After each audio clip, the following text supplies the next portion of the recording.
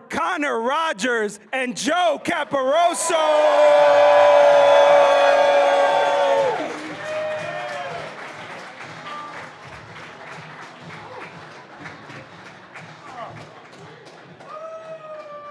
I feel like a press conference. It's nice. All right. What's up, everybody? Welcome back to your... Hell yeah, let's go. What a turnout. Your favorite New York Jets subscription podcast, live in New York City for the first time ever. I'm your host, very nervous but very humble, Joe Caporoso, joined as always by the very handsome Connor Rogers. CR, how you doing? How you feeling? Feeling amazing. Nothing to be nervous about. Just two idiots that started this, blogging, and now we have 250, 300 people here in New York City here to, I wouldn't say be miserable about the Jets. Let's be excited about the Jets right now. Yeah, this is lovely. Let's be excited. Let's commiserate a little bit together. Still feeling I'm going to try to hold this mic here. I do like the press conference style. Yeah, I'll figure it out by one of our segments Good here. distance. So let's just get right into it because we have about 6 different segments tonight. We're going to try to mix and match on different topics that we cover. Halfway between free agency and the draft. Let's start. The Jets have a new head coach, Aaron Glenn, a guy. That's right. Hell yeah. You should be excited about Aaron Glenn. Yes, a guy that both of us were excited about. I think we thought had a good chance of being hired before the 33rd team interviewed 119 people, including... To get the same result we thought would happen the whole time? I think they interviewed some of the bartenders here for the head coach role. Speaking of those bartenders, make sure you take care of our lovely bartenders tonight over there, guys. Please do. Kevin and the crew over there, please take care of them. They're awesome. They're going to be helping you all night. Please take care of them. So, CR, are you buying what Aaron Glenn is selling? He's selling a new culture. He's selling authenticity. Jets are going to be this tough physical team in the mold of the Lions. How are you feeling about the hire, and do you buy it, or is it like a little too much of a shtick? No, I don't think it is. I think he's authentic. I think, you got to realize when you played that long in the league and you had that much success in the league, there's a different confidence that comes with that. And I think for Aaron Glenn, he's going to hold people accountable because it's a standard that he's held himself accountable to. That's the difference here and something that's been missing with the Jets. And I think we've kind of see it already trickle across the organization where you're watching how they're operating. They are a coach-led organization now. And for the longest time, the Jets have not been a coach-led organization. They have typically been an owner-led organization followed by a GM. Last year, it felt like followed by a quarterback, sometimes the quarterback above the GM. And I think all of us here, our best memories, are of Aaron Glenn as a player, where you want him to succeed as a coach more than some coach that has no ties to the Jets because you want the best memories to continue. You don't want to think of Aaron Glenn 5 or 10 years from now and be like, man, I think of him with the Jets as a failure when there's been so much success as a player. And I think he said the right things along the way, which is obviously a low bar to clear, but still an important one. I think players respect that. And I think he has a scouting background that the Jets coaches previously have not had, where player personnel is going to be an upgrade over what they've dealt with over the last decade. So I'm buying in cautiously because so much of his success will depend on what Tanner Engstrand does. Yeah. Tanner Engstrand has not called plays at the NFL level. Tanner Engstrand did not call plays at a P4 college level. He was a small-time college offensive coordinator. So I think that's one of the variables that nobody could sit here and tell you how that's going to go, but at least how they got to that hire makes sense and applies logic.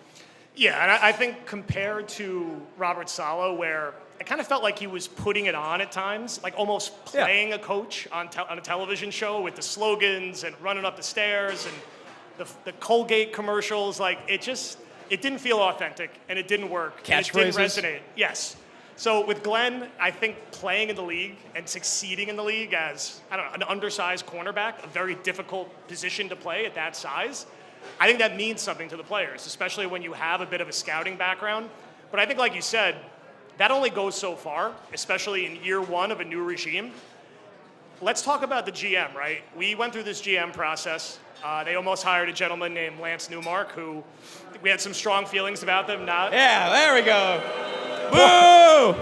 Poor Lance Newmark. He's just like chilling in like DC right now, getting booed. It's a bit. It's a joke. Yeah. Don't come after us, Mr. Newmark, please. So they hired Darren Muji, Montauk Muji with his like slim fit shirt, young very guy. dad look. We don't know a ton about this guy. We didn't know a ton about him.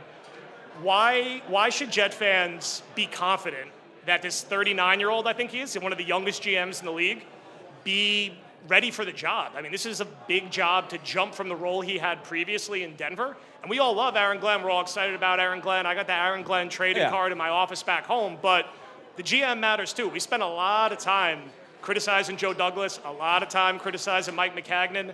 The GM matters. Why should I not be skeptical about Darren Muji as a GM? Well, I think if people are, there's right to be. Like, how is he going to do executing trades? How is he going to do handling the salary cap? How is he going to do with areas that he was not tasked with in Denver? There's fair reasons to be skeptical on that side of things. But in terms of the evaluations, this was a trusted person for Sean Payton.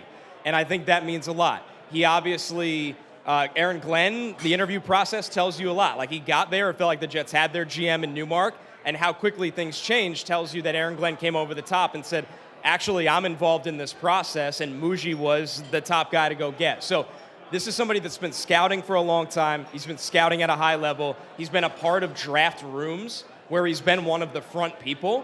And if you look at Denver, like all other teams, they've had hits, they've had misses, but there's been enough hits there and enough processes there that you trust that in place. So I think it goes back to our opening conversation, right? This is a coach-led organization. And what that means is Aaron Glenn understands the defensive scheme, he understands the offensive scheme, and when you do that, you understand the players that you need. Credit to Robert Saleh, he knew what players he needed on the defense. They didn't know what players they needed on the offense. Glenn has come out and said, I'm not just a defensive guy. We're going to see if he actually holds his weight in that. Yep. But Aaron Glenn is going to be drafting the players, I think, first and foremost, and Muji is the head evaluator. And I think that system can work. There's a lot of places where that exists. The Steelers are a place like that. The 49ers are a place like that. You got to have success early to be able to hold that weight, but there's enough models around the NFL that actually works.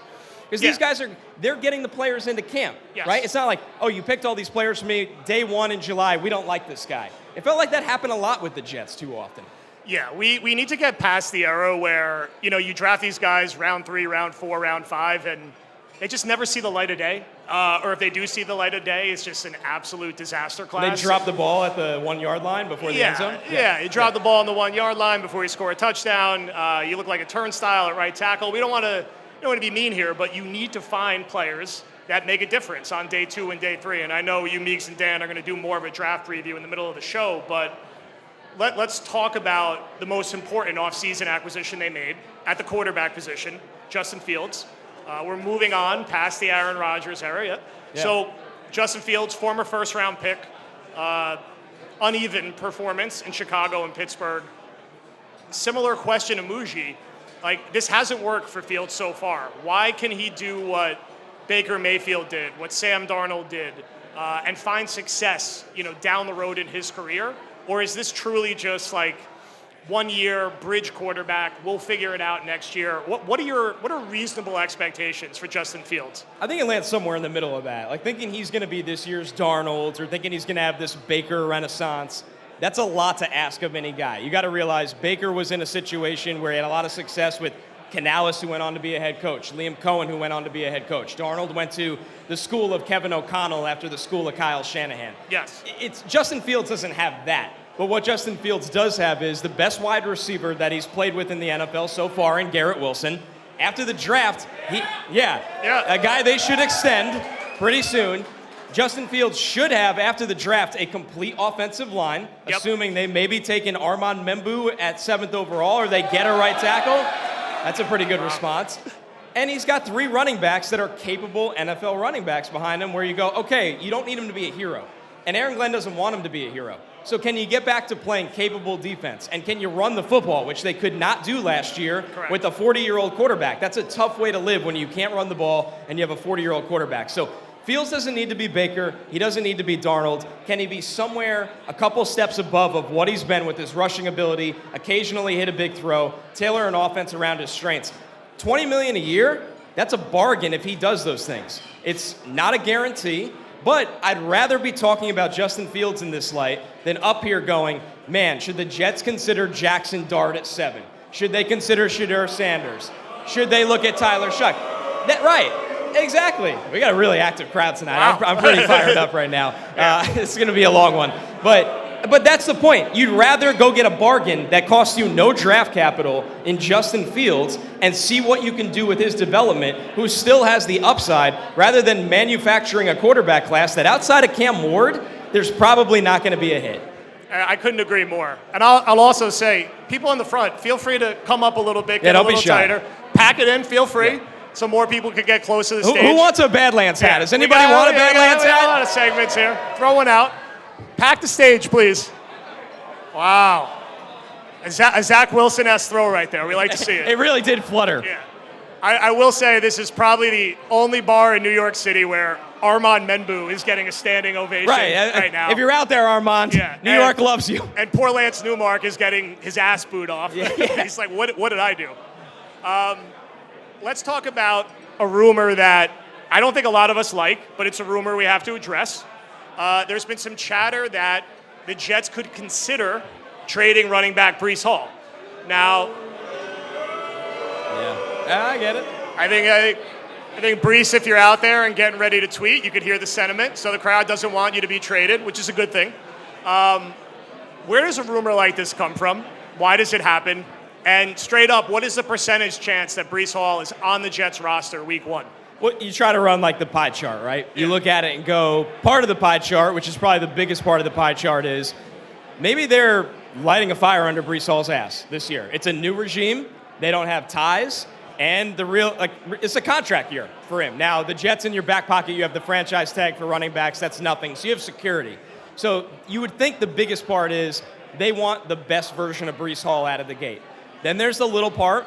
Do they love Ashton Genty that much? I'm not buying that, and I love Genty. He's an amazing player, but if you're the Jets, how do you justify what are you going to get back for Breece? Really, in this running back class that's loaded? I'd say a 4th round pick? I would agree. And that's a bad return. That is a bad return. Yeah. So